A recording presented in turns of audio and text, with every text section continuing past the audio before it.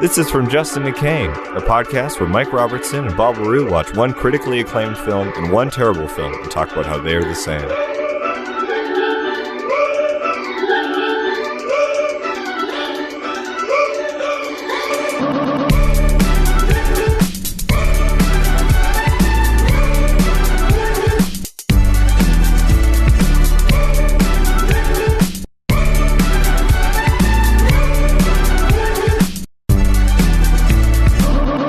Welcome, everybody, to From Justin to Kane. This week is a weird one, because both of these movies are perplexing. Yeah, sure, yeah.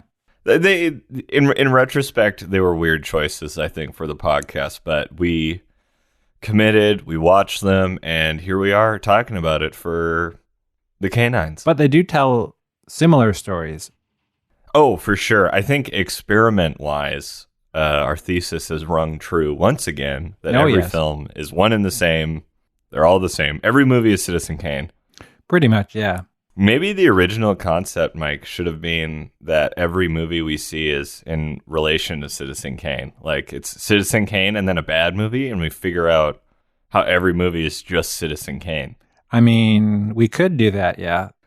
Well, no, we might as well ride the horse in the direction it's going. Yeah. You know? And also, then we don't have to be talking about Citizen Kane every week, which I like that movie, but, you know.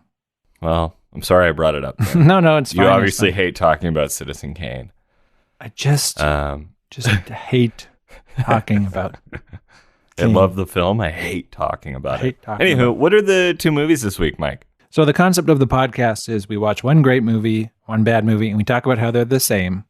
So for this episode, the good movie is Green Book from 2018, directed by Peter Farrelly. Uh-huh. And the bad movie is The Lawnmower Man from 1991? 1992. 1992, directed by... Brett Leonard. Brett Leonard, right. Yeah, which sounds like a fake name. Both of the directors have two first names. Brett yeah, exactly. Leonard, Peter Farrelly, ? Is Peter Farrelly Is Farrelly a first name? Farrelly, no, that's a pretty last name kind of name, but Leonard is definitely a first name. Yeah, you're right. Yeah, I'm sure people could name their name Farrelly. Well, we live in a day and age where I'm sure there are new expectant parents who are contemplating the name Farrelly for their kid. Well, actually, just looked it up. Farrelly is a variation on Farley, which is a first name. So Farley is a last name. No, but but people are named also. They named their kids Farley. Really? I've seen that name around. So because it's been done once, precedent has been set. So wow. Yeah. So I feel like you said you've seen people named Farley, but I'm having a hard time believing you. I'm not gonna lie. Well, yeah, but you are right. People nowadays, because they're just naming their kid whatever the hell. Yeah. They could call it their kid Farrelly, but it'd be Farrylly, because that's a lot of L's and Y's. Well, you know how people are naming their kids these days. They're just like, I'm going to take this regular name, but I'm going to spell it stupid. Yeah, because they realized sometimes Y is a vowel. So. Ain't that the truth? We should get that tattooed on our bodies, and sometimes Y. Just to remind ourselves how dumb it is. Oh, jeez. So this has been another edition of our segment, Children Name Rant Corner. Yeah. Well, you know what the segment is two guys who seem a lot older than they are complaining about things because they're curmudgeonly. That's the name of the segment. Just a couple of cranks we are. Yeah, a couple of cranks, like the two Muppet characters, mm-hmm. the old men at the theater who just complain. Yeah. That's you and me. It's true.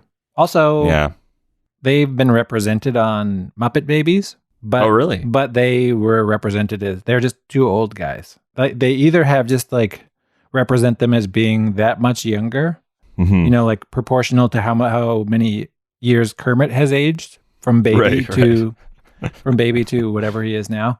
Yeah, those two guys, they've been on Muppet Babies, but not as babies. Weird. It'd be funny if it they wouldn't were make like sense. babies in diapers, but they just had old man heads with Yeah. like the mustaches and the sideburns and the receding hairline. I know. I wish that they did. That's a cowardly move by the Jim Henson Company. Yeah, for sure. I mean, step up your game. Step it up, Henson. They call you innovators. Why are you not innovating? I know.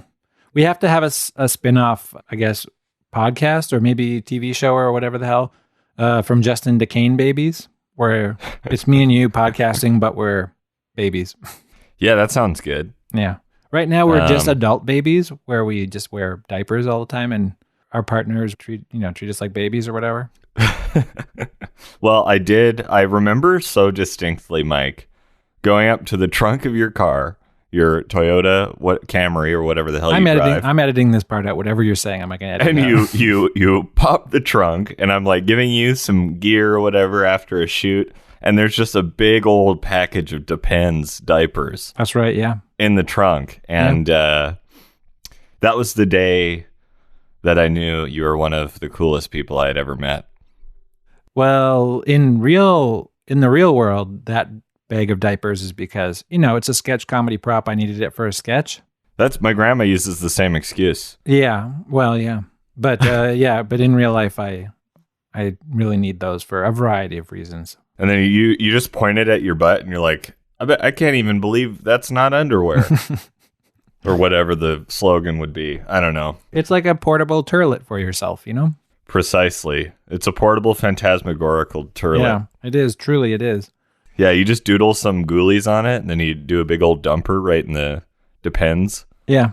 Also, speaking of my car and my trunk, today Bob got me out of a pickle. I had locked my keys in my car while I was out doing errands, and Bob came all the way downtown to get me my spare set of keys, which was nice. Thank you, Bob. It was a pleasure. I felt like Robin Hood. Yeah, the trading app right now that's under fire. Yeah, exactly.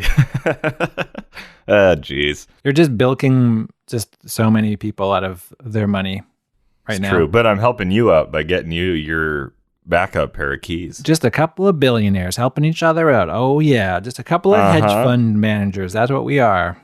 It's true. It's topical. True. Super topical. I was just reading about that the other day, actually, and so interesting. Yeah. It's fun to see hedge fund managers sweat a little. Yeah. I like that.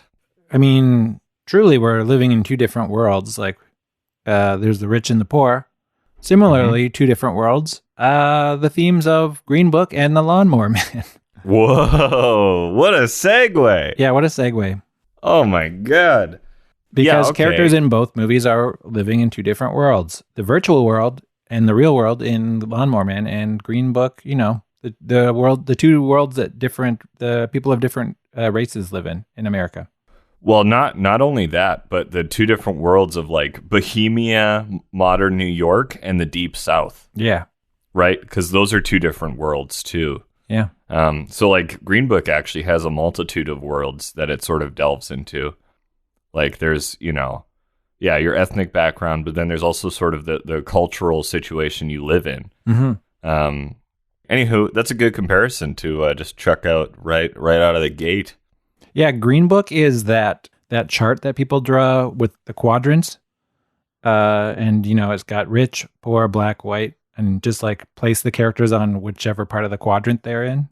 Yeah. Or also dumb, classy. Dumb and smart. Dumb and smart. Yeah, I loved Viggo Mortensen is a wild actor. He really throws himself into this bizarre role. He went all out. Mm-hmm. It was so unencumbered, and I found that sort of enchanting to watch, but also I was like, this is maybe a bit too much. Yeah, he truly is an actor, Yeah, he's an actor's actor. He can be what's his face from Lord of the Rings? Aragorn. Or he's balls to the walls like in Eastern Promises, where he's literally balls to the walls in that shower scene, where 8-minute nude fighting scene that's pretty amazing to watch. Yeah. I love Viggo Mortensen. Yeah. Or, oh man, the early 90s were really trippy for Viggo Mortensen. And he has a really small role in Witness, the Peter Weir film with Harrison Ford, where he has to be Amish for a while. Oh, really? Yeah, Viggo Mortensen is in it for like 2 minutes I was not aware. as an Amish boy. Like a boy? No, he's like a 20-something-year-old man, Oh, okay. but he's younger. Okay, well, let's contextualize these two movies since we've already said so many similarities between the two films. So many, yeah. Let's do your film first, and then we'll talk about mine. Okay, so I did research on Green Book. Mm-hmm. So Green Book came out in 2018. It is a biographical film, a buddy film, if you will, a buddy road trip film. Yeah. It's based on the lives of two people who traveled to the Deep South to do a musical tour. One of them is African-American jazz pianist Don Shirley, and the other one is like this Italian bouncer guy named Tony Lip Vallelonga. Mm-hmm. Well, Frank Tony Lip Vallelonga is his real name. So Tony Lip was Shirley's driver and bodyguard while they were on this tour. It was directed by Peter Farrelly, who has directed one of my favorite movies, Dumb and Dumber. Oh, fuck. I forgot it was the same guy. Yeah, which is He's a wild fairly thing. good director. He's a fairly good director in this context. It seems kind of out of place. Although, at the height of Farrelly mania, post There's Something About Mary, pre-Shallow Hal, Yeah. there was a movie he made called Outside Providence. Mm-hmm. I've heard of that movie. Which was a dramatic film that he directed. So this isn't his first venture into drama. He made a autobiographical film called Outside Providence. It was like, okay. And I read the book too that he wrote. He wrote a book about it. Oh. So yeah, because I was really into the Farrelly Brothers for a while. And then just, once I got into college, I kind of fell off. Yeah. You were a real Farrelly head. Well, I became a cinephile instead Gross. of a, I don't know, Farrelly file? I don't know. I'm so tired. So anyway, the title, Jesus. the titular Green Book, as it were, is a real thing that existed. It was a guidebook for African-American travelers, written by a man named Victor Hugo Green. I didn't do a lot of research on that actual book, but it was actually called the Negro Motorist Green Book. So basically, it let people know where you could go and where you couldn't go because of, it was basically like, this is a map to all of the racism in America.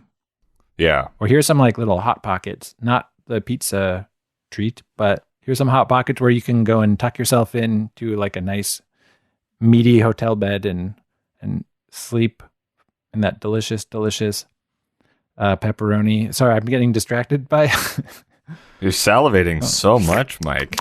by just the thought of hot pockets. Drool everywhere. Can you even? There's meat in a hot pocket, isn't there? Yeah. So you have you ever had a hot pocket? I used to eat them every day after school when I was in high school. Oh shit! I haven't been a vegetarian for that long. I've only been a vegetarian for 5 years. I stand corrected. Anyway, Green Book.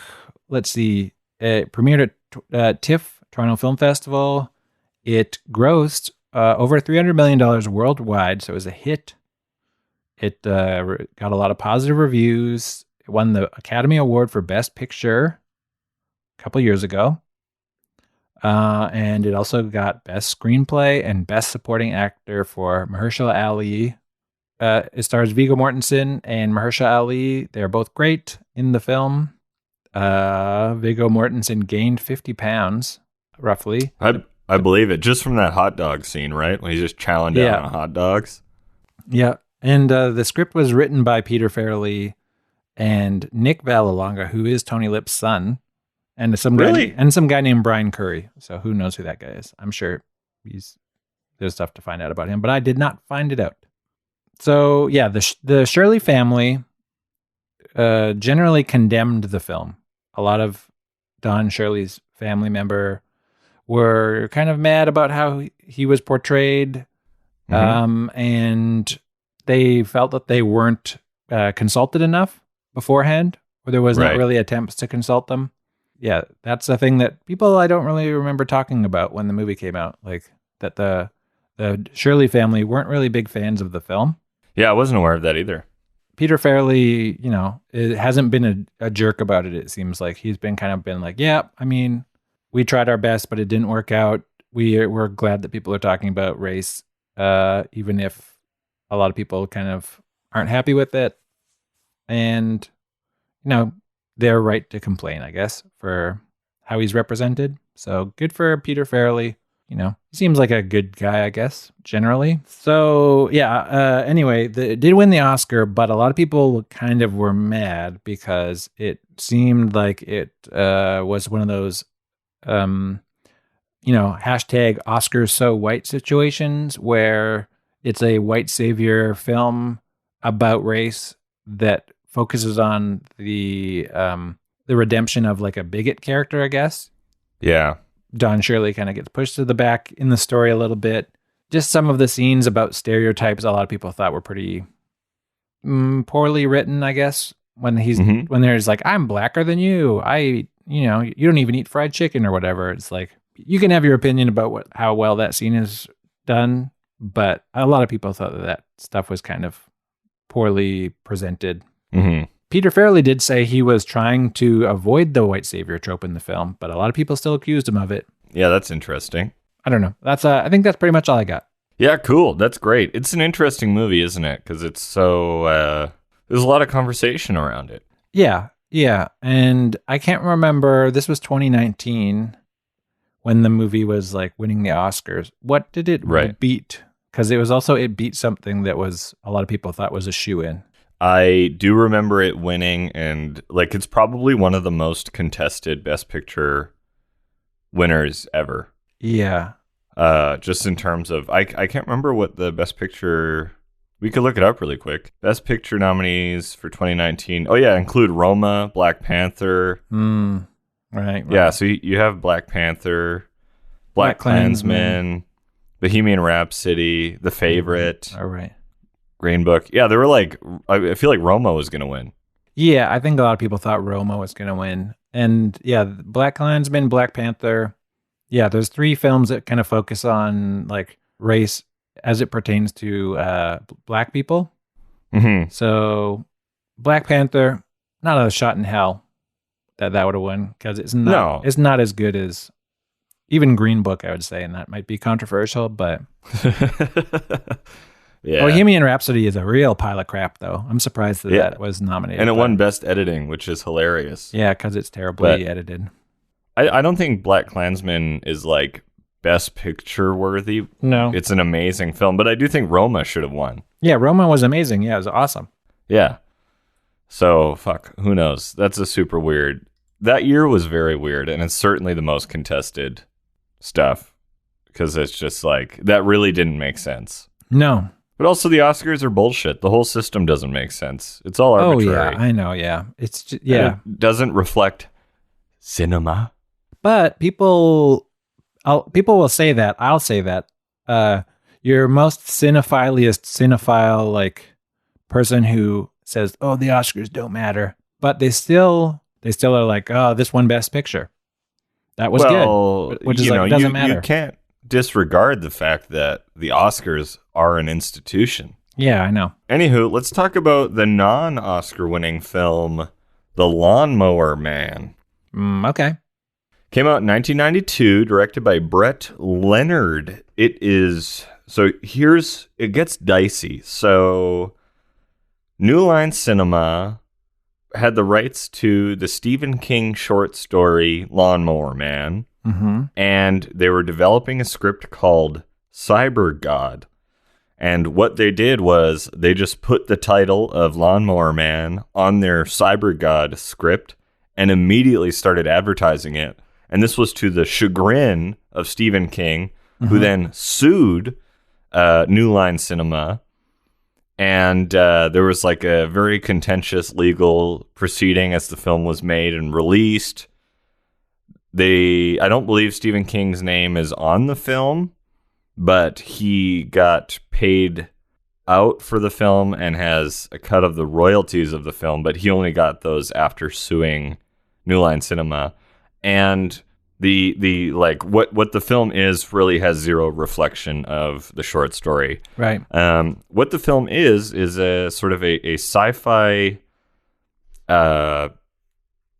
corporate espionage thriller about a researcher played by Pierce Brosnan, and he's developing virtual reality sort of training.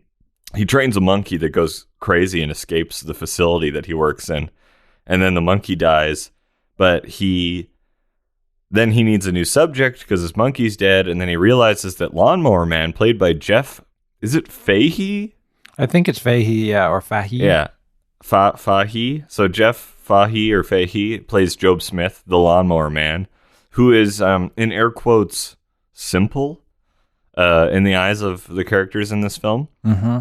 And what he does is he mows lawns for a living, and he's a real whiz with machinery, which never really becomes relevant to the story, which is weird. They allude to it a whole bunch, but then it never gets like used, you know? Yeah, the Lawnmower Man title is, kind of a misnomer, maybe, in a way.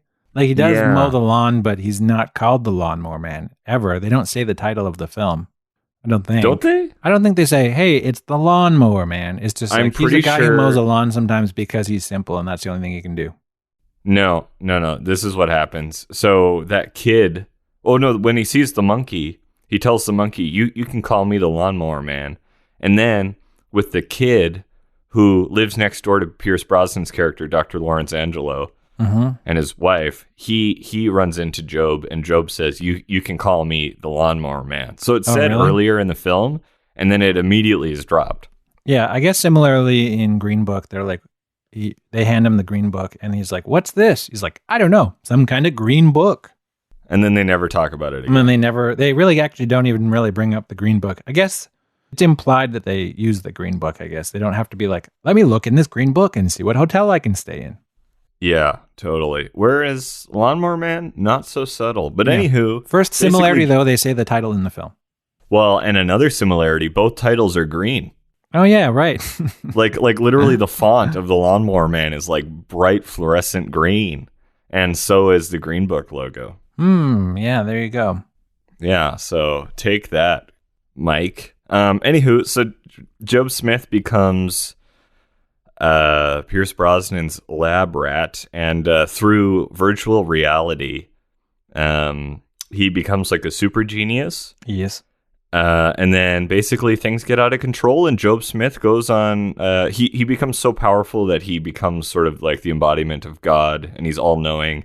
And then his plan is to enslave society, because that's what society needs in order to not destroy itself. Right. And then he has to get stopped by Pierce Brosnan and his little band of friends. Well, there you go. Yeah, so that's the sort of a synopsis of the film. The only scene that is in the short story that's in the movie is where Troy Evans, who plays a detective or like a cop, says the missing piece of the victim is in the bird bath. Right. That's the only line from the short story that's in the film. This film is famous for its sort of 3D rendering. This was early 90s 3D rendering. Classic pre-Y2K internet fetishization. The internet was the Wild West. You've got shows like Reboot. You've got this movie. You've got the Sandra Bullock film, The Net. You got Hackers. Sorry? You got Hackers. Oh, yeah, Hackers. A movie I watched the other day. Oh, really? Yeah. There's also like, obviously the Terminator franchise before it got all weird and shitty. But all of these really had to do with like the network and the internet as this like foreboding, ultimately nefarious, evil thing that is going to take over the world. And this film is like very classically symptomatic of pre-Y2K storytelling. Yes. I love the phrase pre-Y2K. I'm going to keep saying it because I had a heated debate with Tim McCullough about pre-Y2K cinema, and he's like, that's not a thing. And I'm like, it is. There's a long list of films that are like obviously pre-Y2K. Well, I guess the question is it Y2K or is it 9/11? Did the kind of cozy resentment of American exceptionalism and the American dream did that get done with after 9/11? You know, like Fight Club, just like, oh, let's rail against having a job. You know, that's I'm talking more particularly just about like the depiction of the internet. Yeah. And like specifically just how it was an evil sort of mercurial thing that could just like surreptitiously take over your life. Well, you know, but nobody knows what it is. They're just like, oh, like it's the network or it's the web. But and then when you went into it, like there's like often 3D rendering that was very cheesy. Yeah. And there were viruses and, you know, shit like that. Yeah, Hackers is hilarious because just the way that they talk, you know, hacking the mainframe, just like use your virus. Yeah. You know. I've never seen it, so I wanna watch Hackers. It's fun. It's corny. Okay. It's like computer hackers are cool people. Wow. It's great. Before you get back into what you were talking about, I think a lot of the fear of the internet doesn't seem to be wrong because it seems like the internet has kind of ruined America, at least. If it wasn't for the internet, we wouldn't have the 4chan-ification of politics, you know? Totally. So. But I think the way, like how the internet has manifested is not what was predicted. No, I think the movies kind of manifested the internet as the bad guy itself, where it's humanity's inability to use a tool such as the internet has kind of what has ruined things. That's really well put. Thank you. That's really well put. Yeah. Nice. Yeah, I totally agree with that. Okay, so yeah, there's 8 minutes of like 3D rendered footage, and It took a team of 7 people, 8 months, and $500,000 to get all that footage and render it. So it was like a real undertaking, and it looks terrible. So according to the FBI, this film was David Koresh's favorite movie, and he was the cult leader in Waco. Really? Yeah. Apparently this was his favorite film, and he'd watch it all the time. His taste doesn't mean anything, I guess, to anybody. No, it's just you know, nice when you have a celebrity fan. You know? I guess you're right. Yeah, it's I always bet Brett nice. Leonard loves that little piece of trivia. Yeah. Yeah, so the scene where Troy Evans says their missing piece of the victim is in the Bed Bath is the only scene in the film, but the only character is Harold Parkett is the only character from the short story that is in the film. Mm-hmm. Also, what's fun is this film features Dean Norris, who would go on to play Walter White's brother-in-law in Breaking Bad. Yes. And this film also features Troy Evans, who plays a cop, and he's famously played a whole bunch of cops. And I've just finished the TV show Bosch, and he also plays a cop there. Right. This was the last film for Jeremy Slate, who plays Father Francis McKean, the guy who like whips Job and makes him repent for his sins. And also, do you know, is this pre-James Bond, Pierce Brosnan, or midst? No, yeah, 92 was a few years before GoldenEye, which was the first Pierce Brosnan. Right. GoldenEye was what, 95? Yeah, it was 95. So, yeah, The Lawnmower Man was post Remington Steele, which was the James Bondy kind of thing that he was already involved in on TV. Uh-huh. And pre-actual James Bond, so. Right. And, can I say, Pierce Brosnan, best James Bond, my opinion. I don't agree, but we don't need to get into it here and now. Let's get into it. This new segment is Bond Corner, because we're always in corners. Yeah, we're always in corners. I mean, shoot your shot. Who's the best Bond? It is. You have to Google it? No, I'm just looking at my favorite film. So Bob is just typing in best James Bond. He's just going off of internet consensus. No, because I think Skyfall's the best one, and I think Daniel Craig is the best James Bond. Okay, well, okay. I think he's good. I mean, he's made some clunkers like Quantum of Solace and the most recent one, Spectre. Like both dog shit, but Skyfall and Casino Royale, astounding films. I mean, yeah, that's the same record that Pierce Brosnan has. The first 2 James Bond movies are great. The last 2 he made suck. Exactly. And you know what? All the James Bonds have had, you know, misfires where, you know, like Roger Moore has a couple bangers and a couple real turds. Yeah. Same with Sean Connery. But George Lazenby has the best. George Lazenby has the best record for sure. Right. 100%. Like, what does he success. even look like? He looks like James Bond. Timothy Dalton. Yeah, anyways, nobody's talking about Timothy Dalton right now. Daniel Craig's the best one, in my opinion, but that's just me. I mean, not a controversial opinion. No, because it's the right one. Anywho, let's that's basically it for Lawnmower Man. This film sucks. It's really hard to sit through. I had it felt like pulling teeth. Like, it was really, really slow. And also, can we also announce right now that when I watched the regular version, you watched the director's cut somehow, which is significantly longer than the original version. Yeah, it's by like a half an hour, I think. It's a half an hour longer. Somehow they managed to find 30 minutes of story that needed to be told. Well, what's interesting too is the version I watched, there was an advisory at the beginning, and they said to make this the best, like, most accurate director's cut, we had to take footage from the original camera negative as well as the inter negative, which is like part of the film developing process. Yeah. And so there's really jarring jump cuts where, like, in the middle of a shot, they switch negatives and you can see it like switch.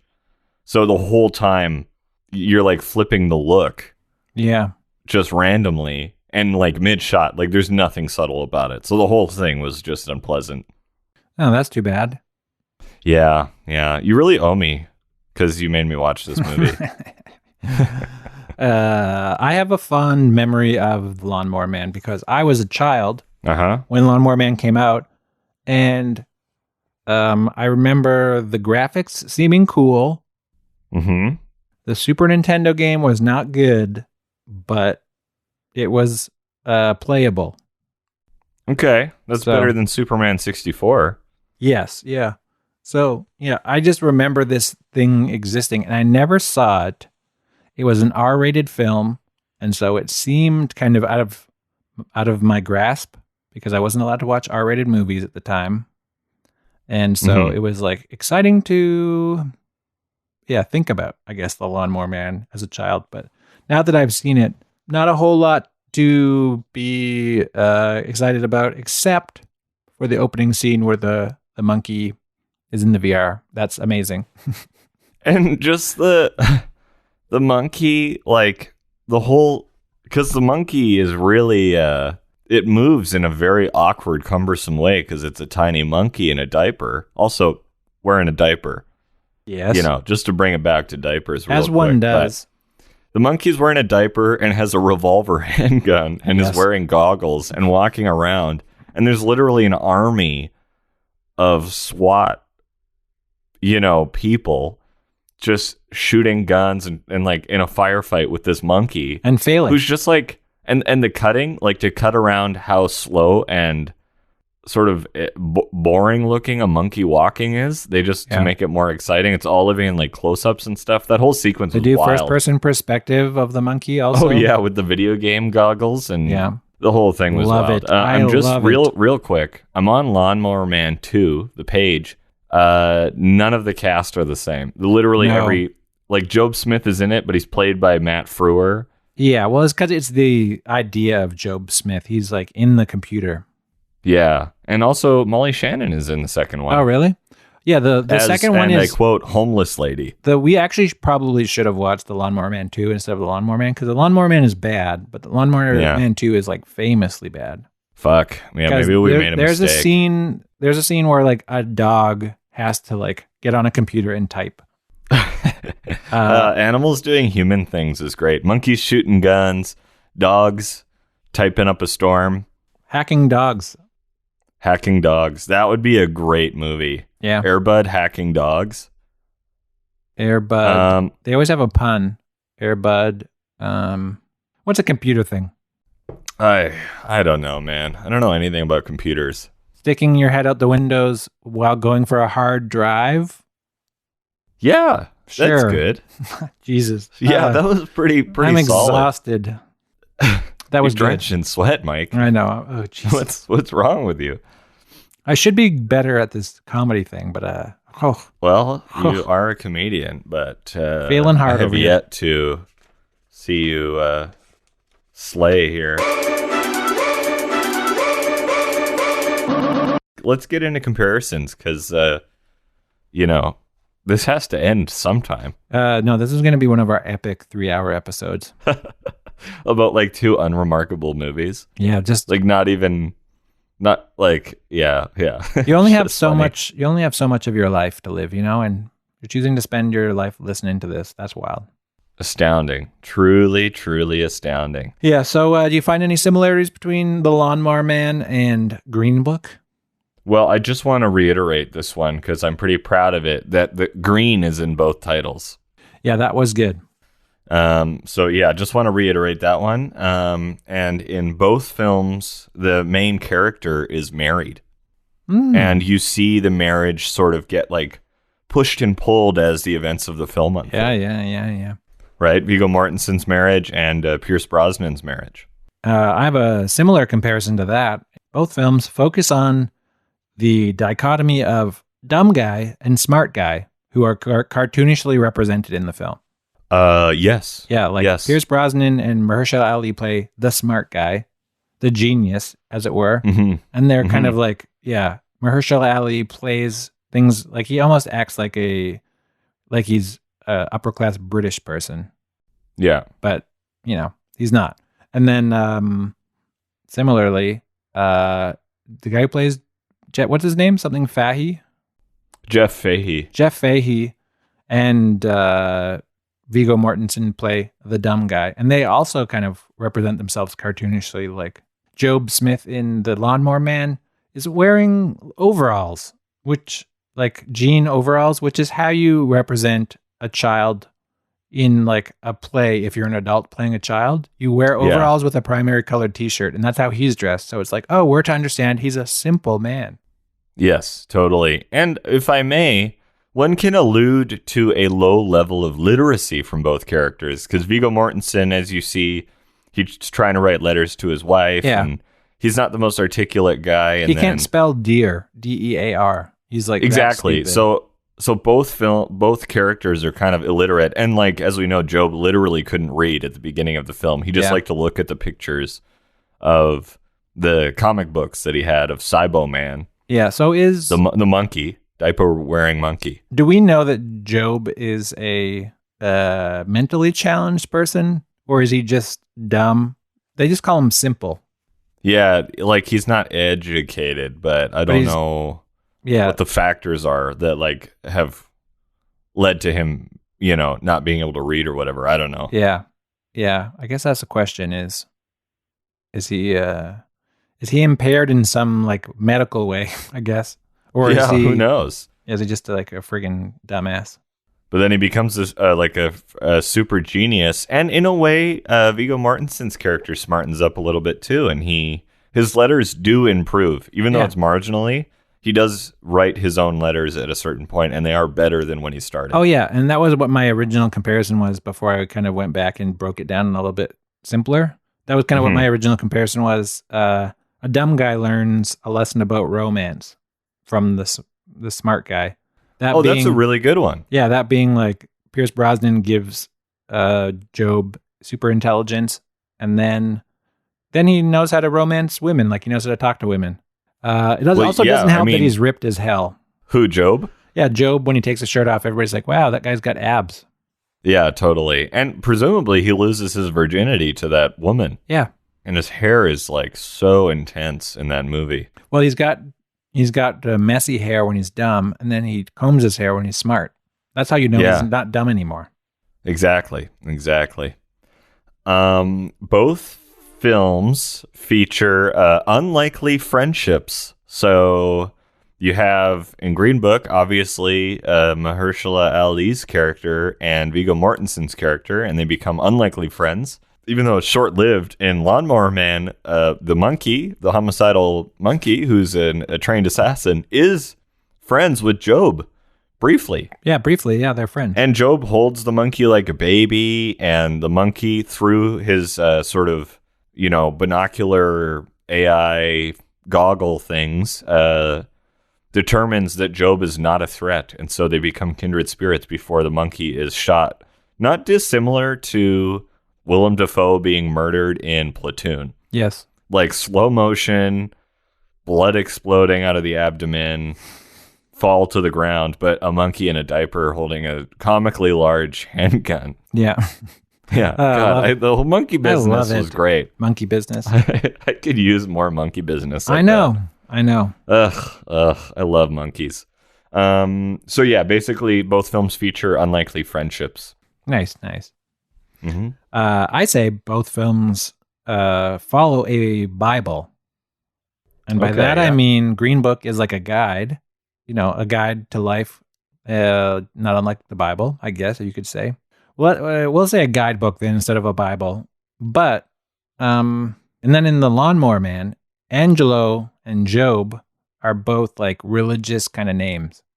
Yes. Like Angelo means like helper of God or something like that. Right. And Job is like Job, like the book of Job. The book of Job. And he kind of is punished by God, I guess, in some ways. Literally punished by like a guy at a church. Mm-hmm. Yeah, there's a lot of like religious imagery, I guess, is what I'm saying. But also the names are very on the nose. So yeah, the writers were following the Bible when they wrote it. Both films heavily feature eating in diners. Okay. So you've got like obviously on the road trip, they're eating in diners a lot. And then Job has several scenes in that diner with his boss and also that kid because there's a comic book stand. Mm-hmm. And then the gas station guy who's like a bully. Lots of stuff happening in diners and just like eating classic diner food. Yeah. Both films heavily feature it. And maybe I'll just piggyback that. Both films have like deep South vibes. Okay. Yeah, I guess the gigantic houses that they live in. Huge white houses and but small town. A lot of the characters in Lawnmower Man have Southern accents. Interesting. I didn't even notice that. Like the townsfolk. And then, which is confusing because then Pierce Brosnan is like obviously British in the film. But anywho, that doesn't matter. So yeah, both films kind of have like a deep South aesthetic. Nice. Yeah. Both of these movies have a connection with the film Alita Battle Angel. Oh yeah, that's right. Have you seen that movie? No, but Jeff Fahey's in it. Jeff Fahey is in it, and so is Mahershala Ali. What? Yeah. He plays a character. I don't know what character. He plays a guy with like probably weird futuristic glasses, I think. Probably. Yeah. Did you see that movie? No, I haven't seen it. I wanted to a couple of weekends ago, and then we decided to watch Tomb Raider instead. Oh, I think that movie's awesome. The Alita Battle Angel? Yeah, you should watch it if you haven't seen it. James Cameron directed it, right? No, James Cameron wrote it, and Robert Rodriguez directed it. Oh, really? Yeah. Oh, that's interesting. Yeah, it's really cool. And also a movie about a person who is given like lessons about life by a genius. Yeah. I wouldn't say that Alita Battle Angel is the titular Alita Battle Angel, isn't dumb, but she doesn't know stuff because she's just like a bunch of robot parts assembled, Frankensteined, I guess, together onto a dead body. So we should have done Alita Battle Angel and Lawnmower Man because there seems to be a lot of similarities between both films. But they're too similar. Yeah, they are. That's that's stupid. Anywho, both films feature characters who are like really good at what they do. Mm-hmm. Okay, but what's interesting is Lawnmower Man is really good at what he does. He can fix any lawnmower, like anything that's like mechanical, he can just fix in no time. Plus, he's really good at mowing lawns. Pierce Brosnan is the like preeminent leader in his field, and absolutely, he's the only one who can really innovate within virtual reality. Yeah. And then in Green Book, Viggo Mortensen is a really good bouncer and protector. And Mahershala Ali's character is one of the best pianists of that time. Yeah. So like even though like both films have like different class structures and stuff between the characters in the films, they're all really good at what they do and they bring that skill to the table. Yeah, Tony Lips, he's good. He's a genius at punching guys, I guess. Well, and just like getting out of trouble. Yeah, he gets out of. Yeah, he's. Yeah, sometimes I was like, oh, I wish I could talk to people like that instead of just Me too. cowering He's in so fear brave. and hiding. Yeah, like you did when you phoned me to get your keys for you today. Yeah. But yeah, so those are the comparison, or that's another comparison Yeah. between the two movies. Yeah, both films are about a smart genius taking on a dumb working class guy. The dumb guy is made wiser due to the relationship, and the dumb guy is also prone to violence. So, kind of wrapping up all of the points we made. Nice. These films are like quite similar, actually. Yeah, and also the dumb guy explores a world that is new to him. And so in the Green Book, it is the world of the Deep South and the world of racism, the racist underbelly that's been permeating America since day one and continues to. And then in, The Lawnmower Man is the virtual reality world. Yeah. And also both movies kind of like you could describe them by saying it was a different time because of how racism is represented in Green Book. It's like they don't have coloreds only, signs up nowadays. Mm-hmm. So it was a different time re-racism. Although, again, racism is still very much like fundamental to America right now and always. You could say the same about Lawnmower Man with regards to how the VR looks. Yeah, totally. Yeah, also wild to watch the Lawnmower Man is like the VR hasn't changed at all. It looks just as dumb. They use the same, the helmets look the same. Yeah. It's just that the graphics got better.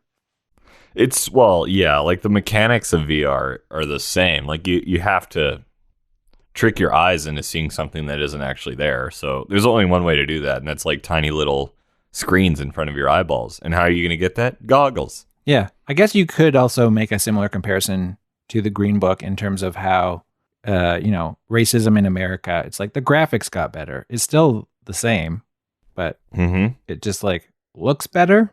Well put. Thank you. Yeah, thank you. Yeah, that's good. Just kind of improvise that. I'm a bit of a jazz genius and with words, not unlike Don Shirley. Yeah. Both films feature characters with really nice suits. Go. So Mahershala Ali's character has like really, really nice suits. And a lot of Pierce Brosnan's coworkers have nice suits. And Dean Norris wears a nice suit as well. Right. Yeah. Good. Yeah, just like thin tie, black jacket kind of situation. Just like classic good looking suit. Yeah. Both films focus on a kind of institutional thing that is problematic to America. So, I mean, obviously, like the inherent racism that permeates every aspect of American life. Similarly,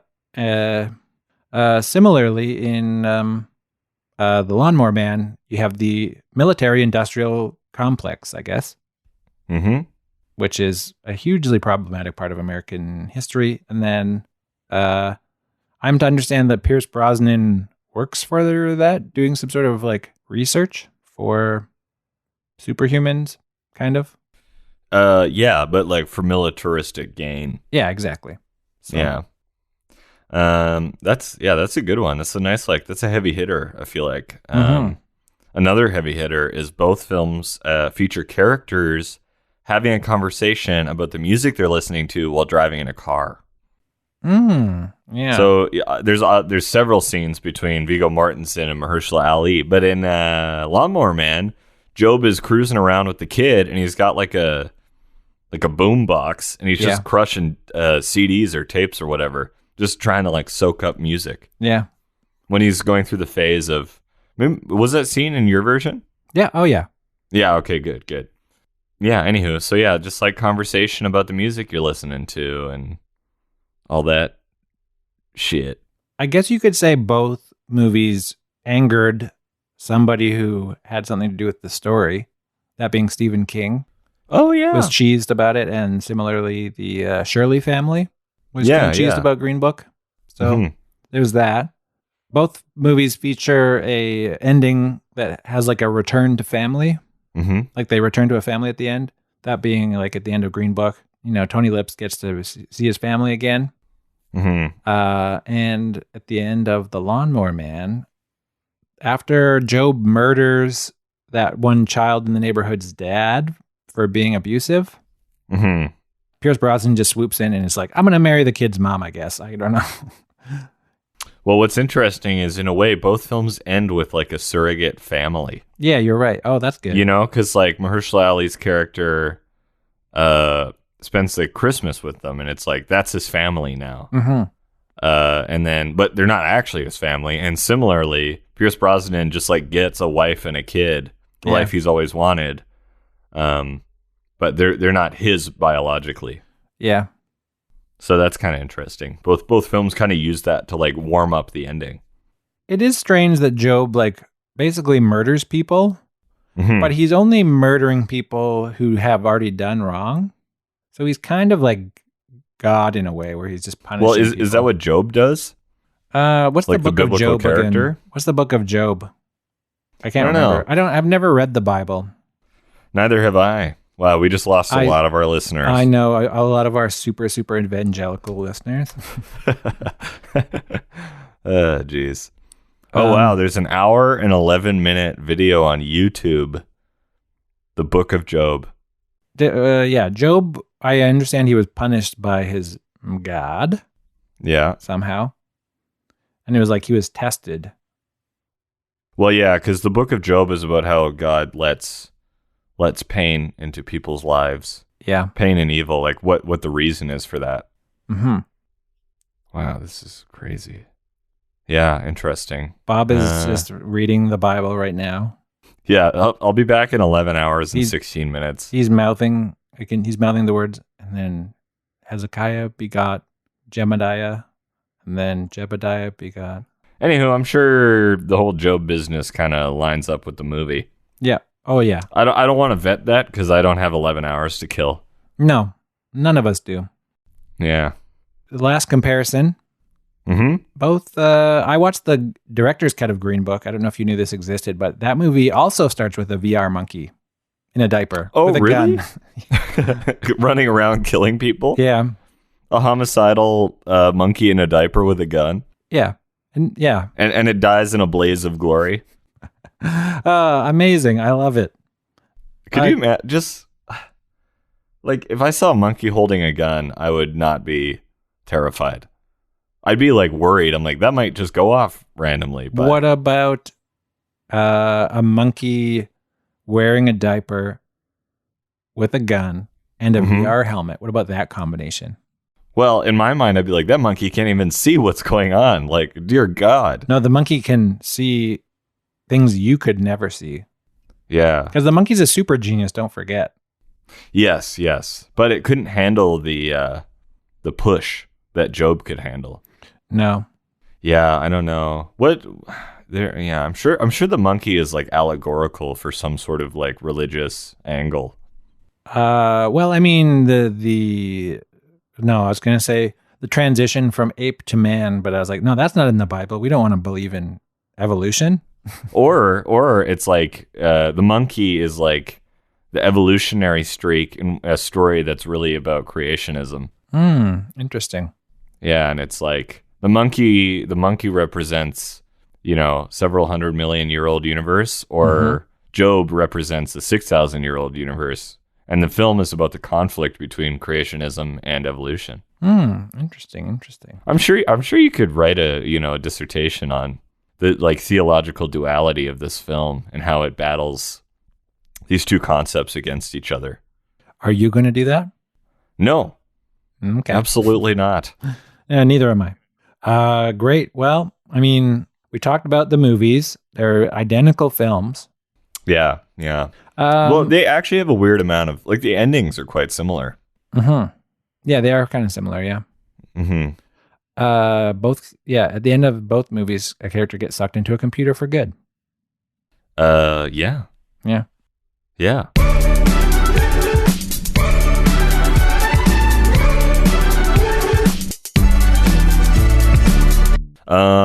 I hated The Lawnmower Man. Yeah, it was as most of the bad movies are on the podcast. It was bad. Yeah, I just found it particularly arduous Yeah, it was a and bit grueling.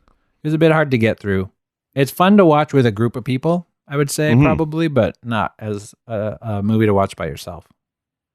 2.5 hours by myself. It was not pleasant.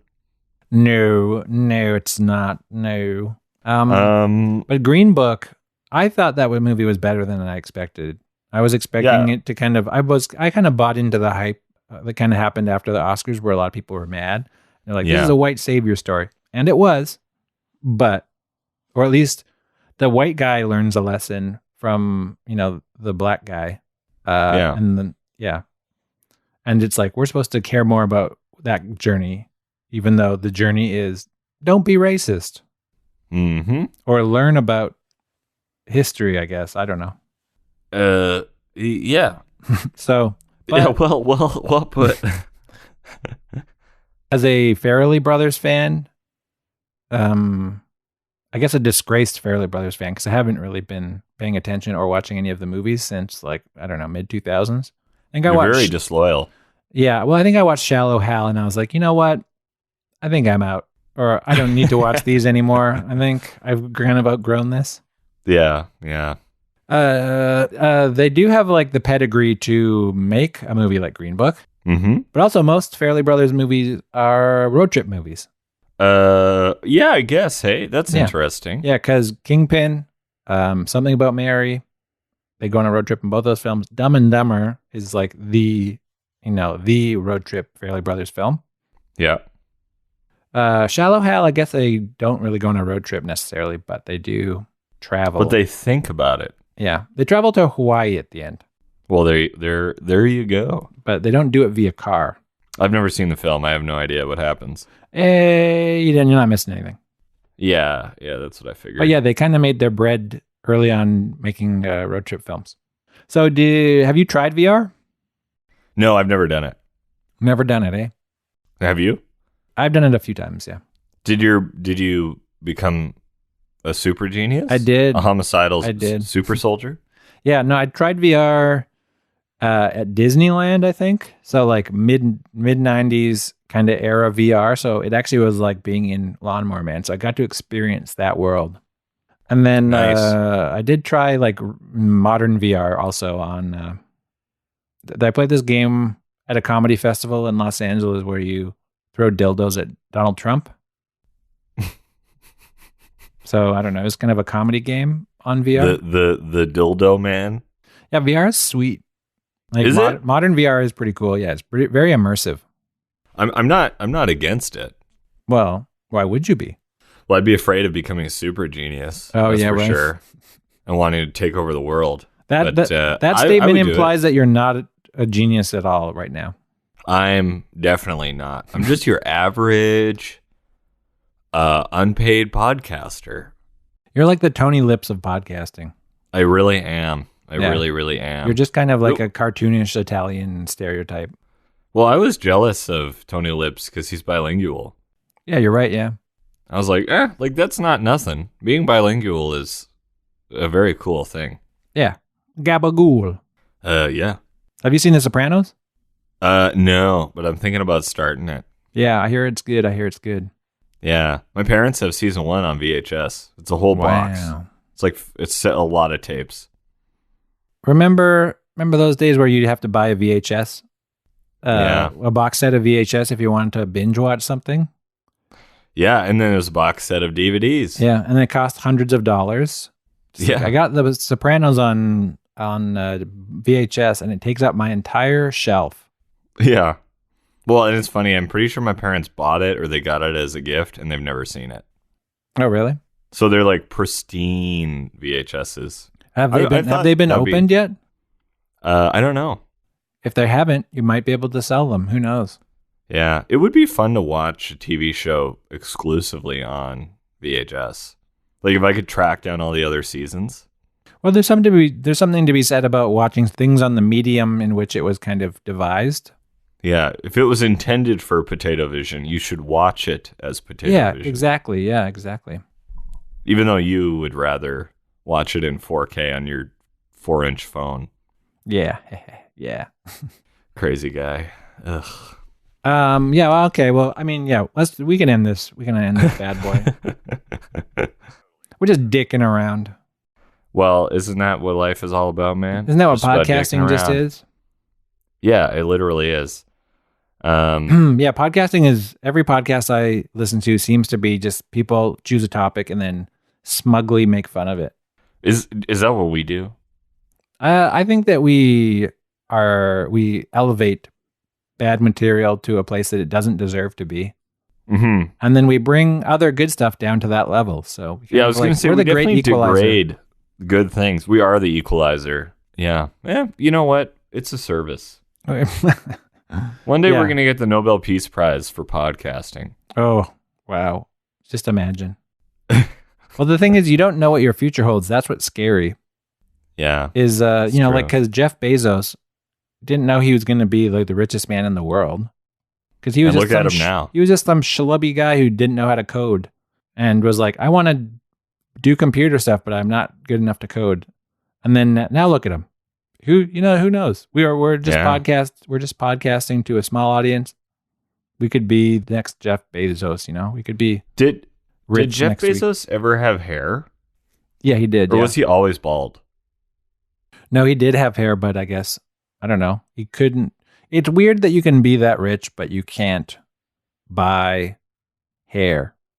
Well, maybe he doesn't want to. It's actually interesting. I got my annual physical last Friday and got a big old prescription for finasteride because my hairline is moving on back. So, Oh, really? I'm going to try to combat that by taking super expensive prostate medication with the side effect of healthier hair. Wow. Yeah, so I'm hoping I can hold on to my locks for a little longer because I'm starting to get into that like dicey Jude Law early 2000s situation where he went from like healthy looking head to okay, the hairline's about halfway up his scalp. Yeah, I never think of Jude Law as kind of a balding guy. He is, and then it stopped abruptly, and I'm pretty sure it's because he's on a ton of medication. That's my Oh. guess. I would guess he's doing like the 1-2 punch and taking finasteride and minoxidil. Yeah, I together. mean, he had luscious hair in the like, 90s. In the 90s, yeah. What's that movie But he was like in? a big widow's peak situation. Like you could see the like crescent. It was like healthy looking, but you could tell it wanted to move on back. So Yeah. How are we supposed to believe this Pope is young if he's losing hair?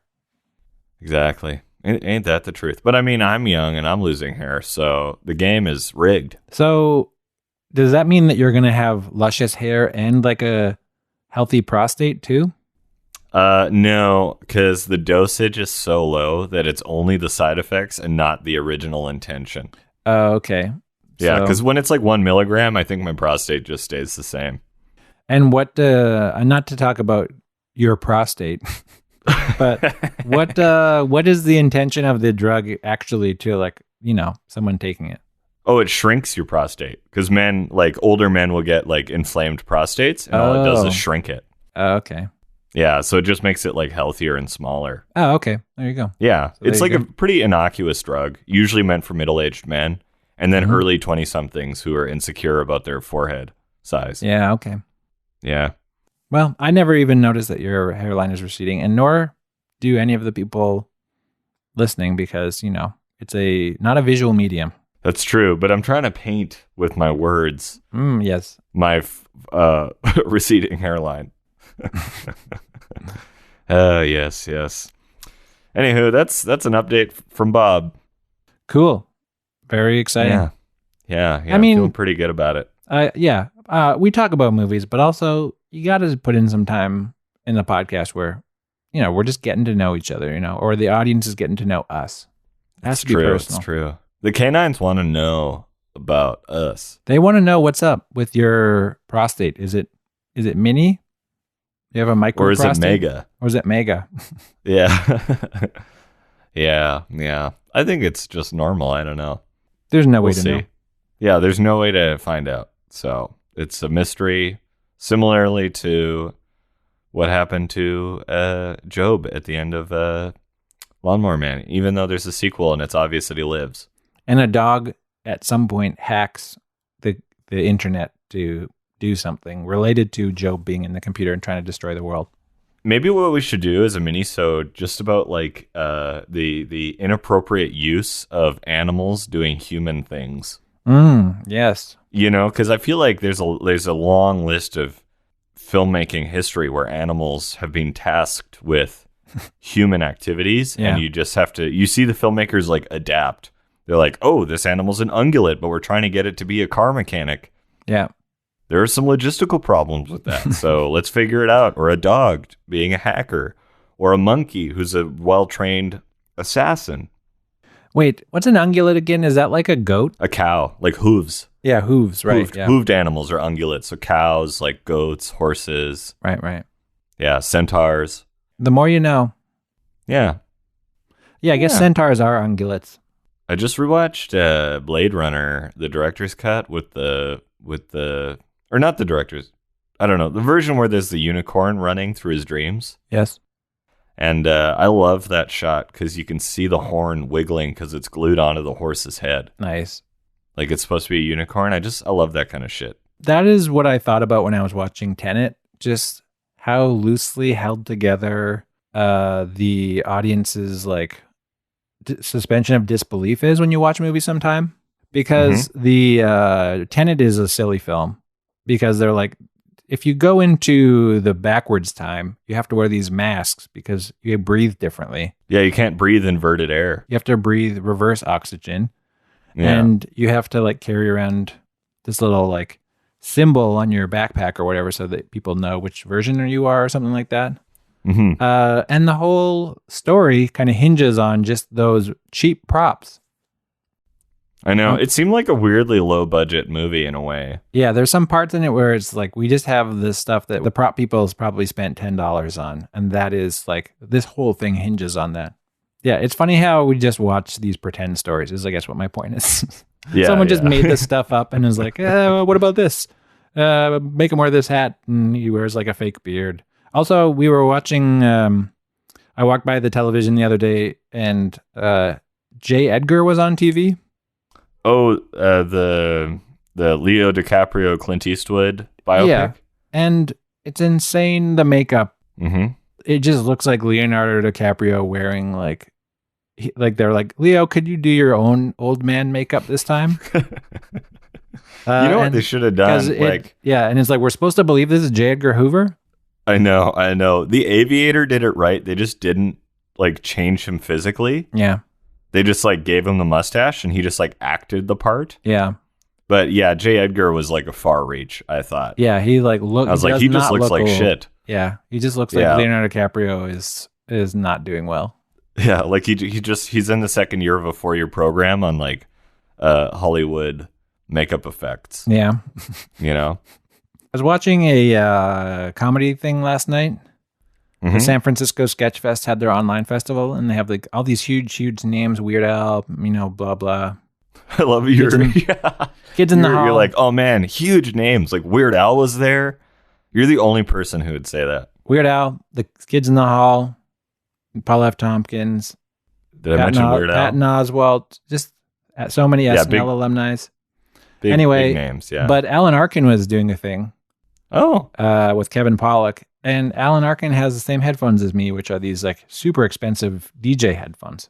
Nice. So anyway. I hear he's a mad DJ though. That's like what he does as a side hustle between gigs. Yeah. Oh yeah, I did hear that too, yeah. And he does like underground shows. They're never advertised. He just like walks into a club and he's like, "Hey, let me tear it up tonight." We're doing a found dance show in this warehouse. Yeah. You know how like Michael Shannon's in a band and nobody like he's in one, but nobody really seems to know that. Mm-hmm. Similar. Yeah. That's and great. Apparently a huge fan of EDM and Molly. Oh, I didn't know that. Yeah. He's like a huge Molly head. He just loves taking Molly. I'm really tripping right now. What are your are your hands talking to you too? That's pretty good, actually. I just kind of threw it out, just like maybe this will work, maybe it won't. He kind of talks like he's like halfway on the spectrum from like me to Bernie Sanders, you know? Like not New York City, but like New York State accent. You could actually even say that they look kind of like brothers. Well, apparently Bernie loves Molly as well. And they do Molly together sometimes. You heard it here first, folks. You heard it here first. Yeah. Well, that was a great episode of From Justin to Kane. Yeah, probably our best one yet. Definitely not a snooze fest. So thank you, everybody, for listening. Follow us on social media at From Justin #2 Kane. Numeral 2. Yeah. So at From Justin to Kane with the number 2 in there. Tune in next week. Yeah. Thanks, everyone. See ya. Bye. Bye.